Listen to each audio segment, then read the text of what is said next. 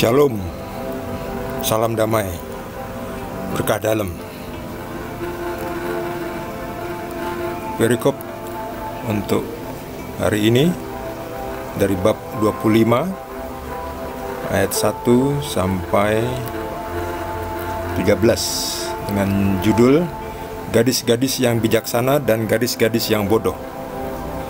Pada waktu itu, hal kerajaan surga seumpama 10 gadis yang mengambil pelitanya dan pergi menyongsong mempelai laki-laki. 5 diantaranya bodoh dan 5 bijaksana.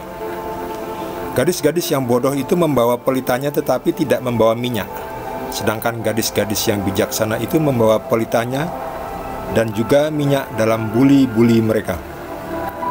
Tetapi karena mempelai itu lama tidak datang-datang juga, mengantuklah mereka semua lalu tertidur. Waktu tengah malam terdengarlah suara orang berseru, "Mempelai datang, songsonglah dia." Gadis-gadis itu pun bangun semuanya, lalu membereskan pelita mereka. Gadis-gadis yang bodoh berkata kepada gadis-gadis yang bijaksana, "Berikanlah kami sedikit dari minyakmu itu, sebab pelita kami hampir padam."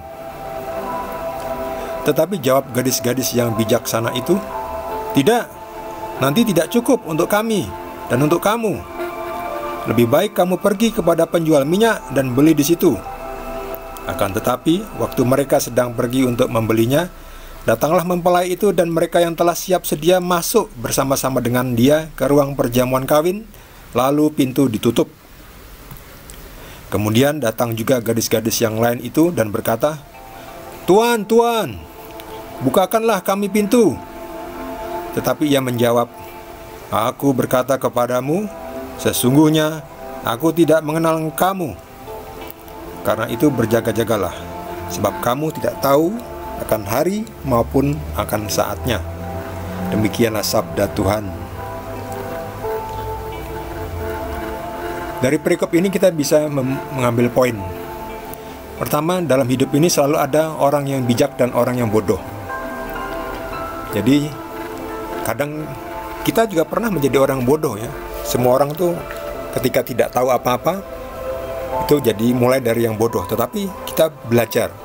Ketika kita belajar, kita menjadi bijak. Belajar bisa macam-macam, bisa dari belajar di sekolah, bisa belajar dari rumah, dari teman kita, memberikan saran-saran yang baik ya. Kalau saran-saran yang jelek tidak usah diikuti. Kita pilih dan pilah.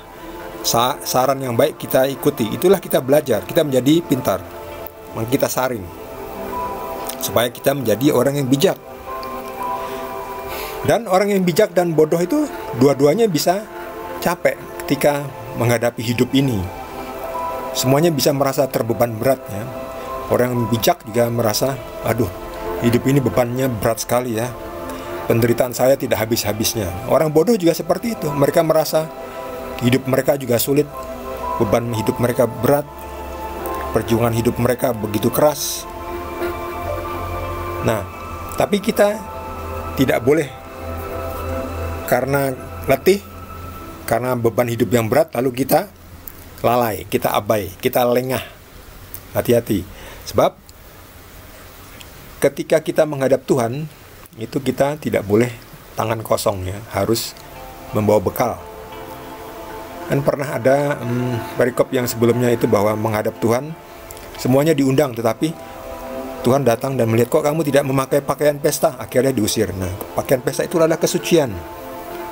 Salah satu persembahan yang kita bisa berikan kepada Tuhan. Kita tidak bisa datang begitu saja dengan hati yang compang-camping, dengan jiwa yang kotor.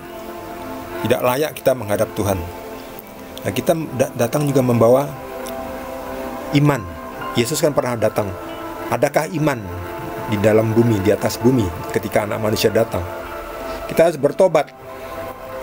Ya, tidak bisa kita seenaknya aja tidak bertobat, kita mati terus masuk surga. Nggak bisa.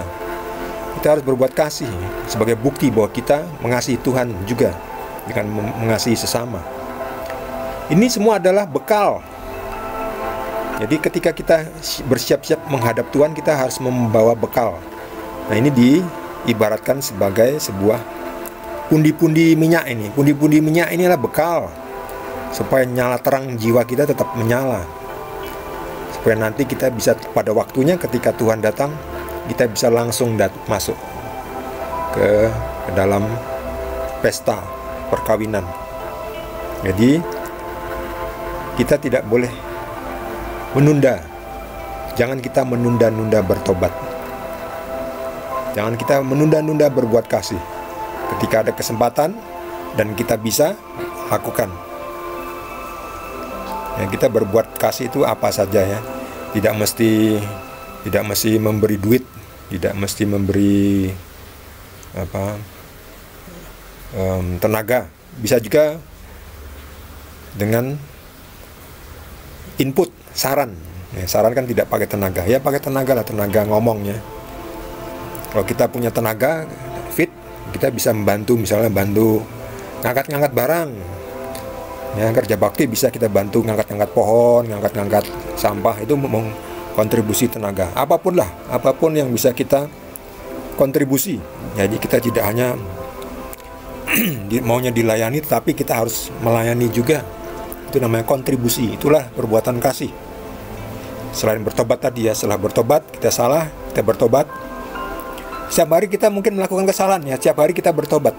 Supaya apa artinya? Supaya dengan demikian jiwa kita mendapatkan bekal minyak. Ya, minyak itu adalah pertobatan. Kita membawa pertobatan kita. Jadi jiwa kita tetap menyala dan jangan sampai lengah. Jangan sampai lengah.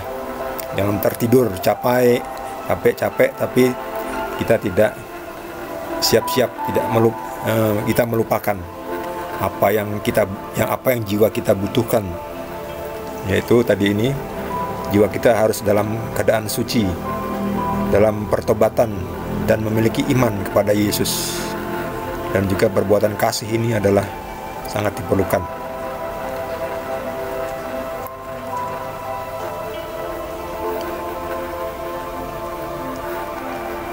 Bagi saudara yang mendapat inspirasi dari Tuhan dan ingin berbagi dengan kita semua, dapat menuliskannya di kolom komentar.